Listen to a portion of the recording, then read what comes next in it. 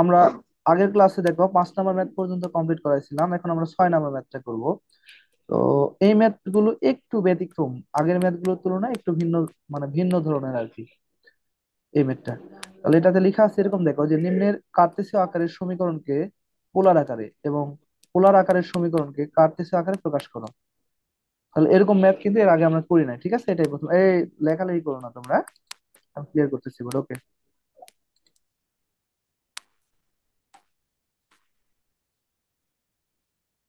আমরা প্রথমে এক নম্বর ও ম্যাথ গেল কই,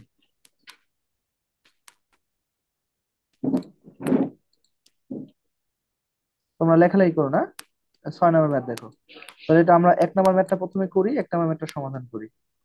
1 নম্বর ম্যাথে বলা আছে এরকম, দেখো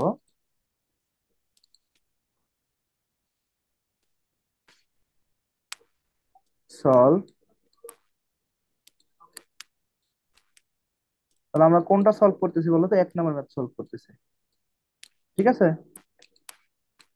জি ভাইয়া। ওকে। আচ্ছা, এখানে একটা জিনিস দেখো, 1 নম্বর ম্যাথে বলা আছে এক্স স্কোয়ার ভাগ এ স্কোয়ার প্লাস ওয়াই স্কোয়ার ভাগ বি স্কোয়ার ইকুয়াল টু হচ্ছে 1। এই যে সমীকরণটা আছে, হ্যাঁ, এই সমীকরণে বলো তো এক্স ওয়াই আছে নাকি আর থিটা আছে? এই সমীকরণের ভিতরে এক্স ওয়াই আছে নাকি আর থিটা আছে বলো তো? এক্স ওয়াই আছে না, দেখো তো এরকম লেখা আছে না, এক্স স্কোয়ার ভাগ এক্স স্কোয়ার ভাগ এ স্কোয়ার প্লাস ওয়াই স্কোয়ার ভাগ বি স্কোয়ার। তাহলে আমরা এখানে যে জিনিসটা দেখবো, যে সেটা হলো, দেখো যদি সমীকরণের ভিতরে এক্স আর ওয়াই থাকে, তাহলে এই সমীকরণকে আমরা বলবো হলো কার্তেসীয় সমীকরণ, ঠিক আছে? আর যদি সমীকরণের ভিতরে আর এবং থিটা থাকে, তাহলে এই সমীকরণকে আমরা বলবো হচ্ছে পোলার সমীকরণ।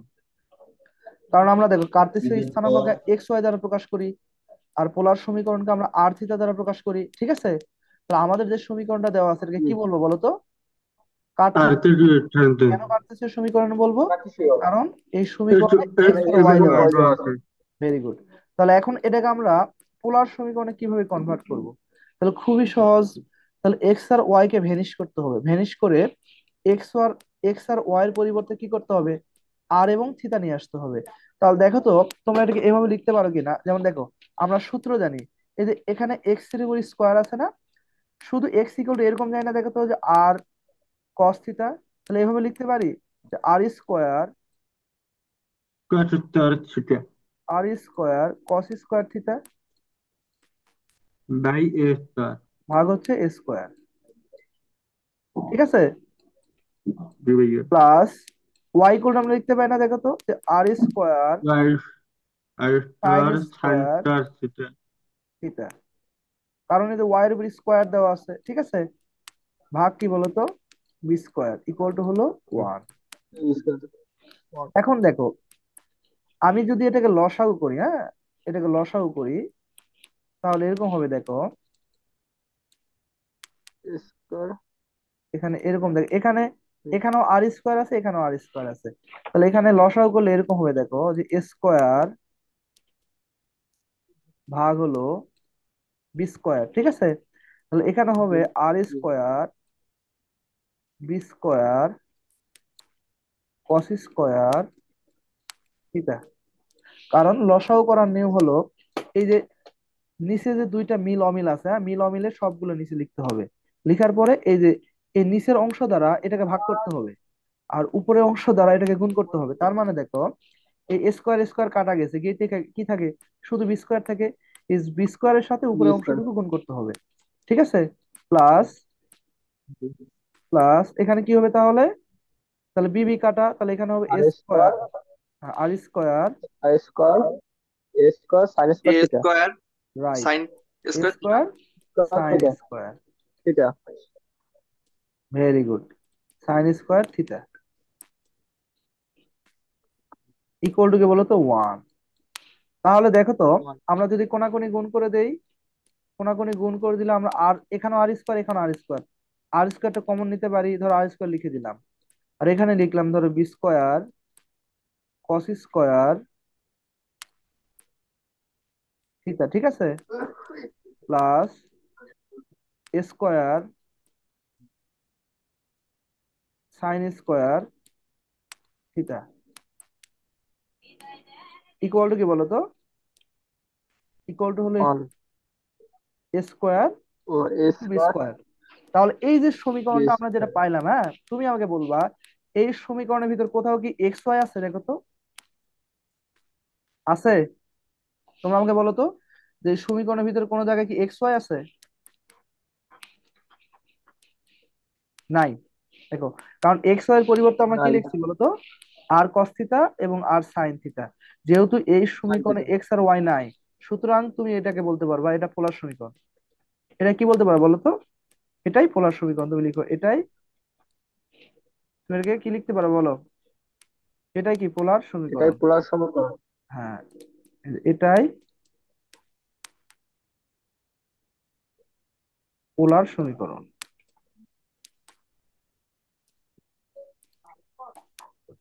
এটাই পোলার সমীকরণ। এটা হলো তোমার অ্যান্সার। এটা সবাই কি বুঝতে পারছো কিনা একটু বলো। মানে এই ম্যাথটা একটু অন্যান্য ম্যাথের তুলনায় একটু ব্যতিক্রম ধর্মী আর কি। এবং এই টাইপের ম্যাথ দুইটা একবার স্যার আসছে। আরেকবার, আরেকবার একটু ই করলে স্যার ভালো হতো, একদম আচ্ছা, ঠিক ক্লিয়ার আছে, হইতো তাহলে। ধন্যবাদ। দেখো, তো আমাদের এখানে বলা আছে যে নিম্নের কার্তেসীয় আকারের সমীকরণকে পোলার আকারে এবং পোলার আকারের সমীকরণকে কার্তেসীয় আকারে প্রকাশ করো। সেই ক্ষেত্রে দেখো, 1 নাম্বার ম্যাথের ক্ষেত্রে আমার এক্স ওয়াই দেওয়া আছে। এই যে এক্স আর ওয়াই দেওয়া আছে, তার মানে আমার এই সমীকরণটা দেওয়া আছে হচ্ছে কার্তেসীয় সমীকরণ, ঠিক আছে? কারণ কার্তেসীয় স্থানাঙ্ককে আমরা এক্স ওয়াই দ্বারা জি। প্রকাশ করি। তাহলে এখন এটাকে আমার কি করতে হবে? পোলার সমীকরণে প্রকাশ করতে হবে। কিভাবে প্রকাশ করব? জাস্ট কিছুই না, এক্স ইকুয়াল টু কি সূত্র জানো? আর কস থিটা। আর যেহেতু এক্স এর উপর কি আছে বলো তো? স্কোয়ার দেওয়া আছে। সুতরাং তুমি লিখতে পারবা যে আর square into cos square theta. কথা বলতেছে কেউ একজন, যাই হোক। আর এখানে ওয়াই এর পরিবর্তে কি লিখতে পারবা? আর সাইন থিটা। যেহেতু ওয়াই এর উপর স্কোয়ার সাইন দেওয়া আছে, থিটা। তাহলে আর স্কোয়ার সাইন স্কোয়ার থিটা লিখতে পারবা। আর এখানে স্কোয়ার বি স্কোয়ার তো নিচে দেওয়া ছিল, এখন এটাকে তুমি লসাগু করো। লসাগু করলে লসাগু হয় a square into B square. এখন এটাকে জি। লসাগু করলে এখানে কি আসবে? R b square cos square theta plus r square x square sine square theta. কোনাকুনি গুণ করে দাও, তাহলে ওয়ানের সাথে যদি x square into B square গুণ করে দাও, এটা এরকম হবে। যেহেতু এই সমীকরণে কোনো এক্স ওয়াই নাই, সুতরাং তুমি বলতে পারো এটা কি আমাদের পোলার সমীকরণ। ঠিক আছে এটা? জি স্যার। সবাইকে ক্লিয়ার, বুঝতে পারছো? জি স্যার। জি স্যার। আচ্ছা, ওকে, তাহলে সবাই স্ক্রিনশট দিয়ে নাও, আমি পরে ম্যাথ করাবো। এখন আমরা 2 নাম্বার ম্যাথটা করবো, দেখো। তাহলে এখন একটা জিনিস লক্ষ্য করো তো, 2 নাম্বার ম্যাথে r cos theta minus alpha equal to k দেওয়া আছে। এখন এই যে আর থিটা, এগুলো কি পোলার স্থানাঙ্ককে প্রকাশ করে আর থিটা দ্বারা, নাকি কার্তেসীয় স্থানাঙ্ককে প্রকাশ করে? অবশ্যই পোলার স্যার স্থানাঙ্ককে। পোলার। রাইট। পোলার। তাহলে আমরা শুধু এই সমীকরণটা রাখি, বাকি সব মিশাই দিই, ঠিক আছে? তাহলে আমরা এই সমীকরণটাকে কার্তেসীয়তে কিভাবে কনভার্ট করবো দেখো। তাহলে এটা মিশাই দিলাম, হ্যাঁ, ওকে।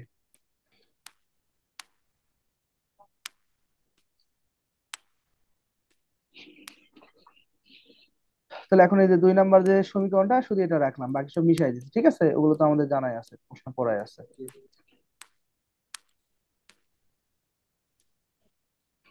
আচ্ছা, সলভ।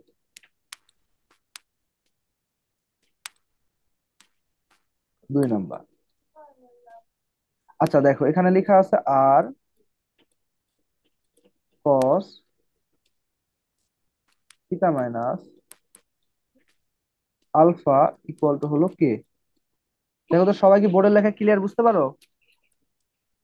ইউরিয়া। জি বোর্ডের স্যার। লেখা বুঝতে কারো কোনো প্রবলেম আছে? নাই। না। স্যার। এখন এই ম্যাথ সলভ করতে গেলে আমাদের একটা কাজ করতে হবে, সেটা হলো আমাদের একটা সূত্র মুখস্থ করা লাগবে। এই সূত্রটা তোমাদের দেওয়া হয় নাই, কারণ এটা হলো ত্রিকোণমিতির সূত্র, ঠিক আছে? এটা জ্যামিতির সূত্র না। বাট জ্যামিতির ম্যাথ করতে গেলে এই সূত্রটা আমাদের এখানে কাজে লাগবে।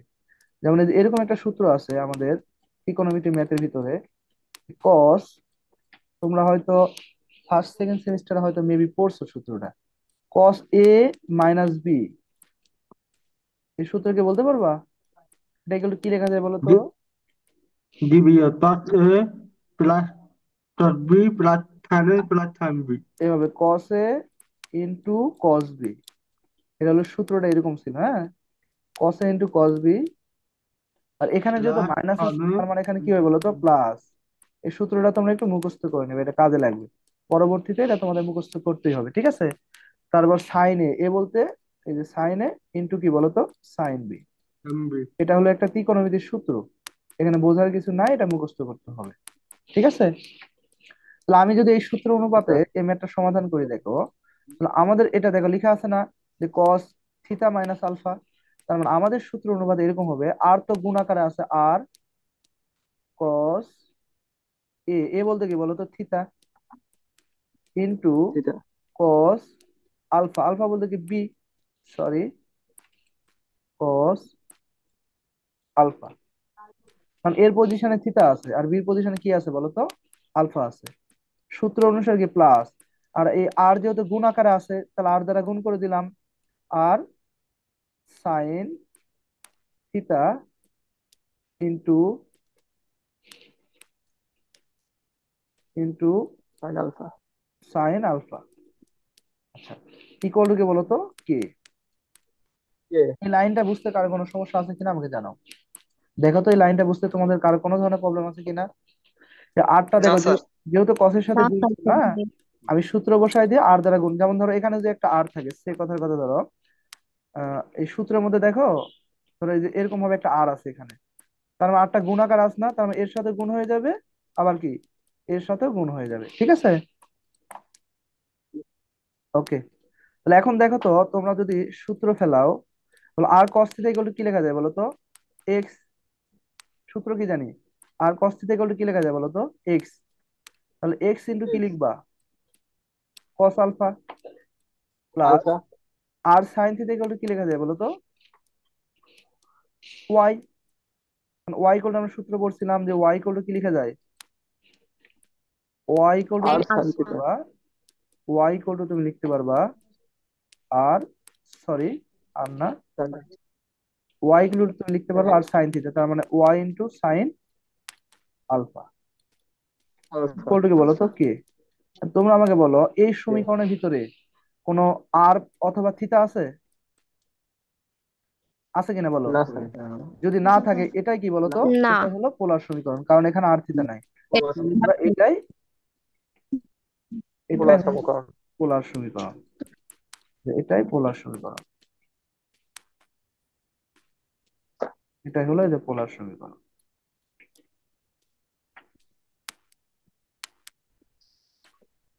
এটাই আমাদের অ্যান্সার। এরকম ম্যাথ ডুয়েটে আসছিল, 8 মার্কের একটা ম্যাথ আসছিল। এই ম্যাথে অনেক স্টুডেন্ট আছে যারা অনেকেই সঠিকভাবে অ্যান্সার করতে